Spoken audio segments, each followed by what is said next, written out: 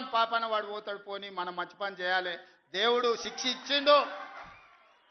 నేను ప్రమాణ స్వీకారం చేసినాడే కూలబడ్డాడు, నడువిరిగింది. ఇంక ఇంతకంటే పెద్ద శిక్ష నేను జైలు వేసినా అయ్యేదేం లేదు.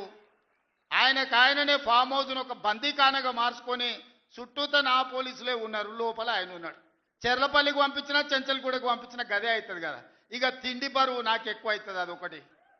లోపల చెర్లపల్లి చెంచల్గూడ పెడితే ఆయన తిండే తినికి మళ్ళీ ఆయన ఏదైనా కావాలంటే అదిగిన చేస్తే సర్కార్కి ఎక్కువ ఖర్చు అవుతుంది.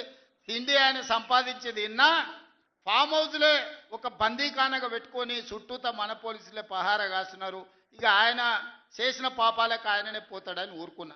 నేను ప్రమాణ స్వీకారం చేయడానికి పోయిన రోజే మంచం మీద నుంచి బోర్ల పడి మక్కెలు ఇరిగి మూలకు పడ్డాడు. ఇక ఆయన నిన్నొచ్చి పెద్ద మనిషిలాగా మంచి చెప్తాడేమో అనుకున్నా. తోలు తీస్తా అని అన్నాడు.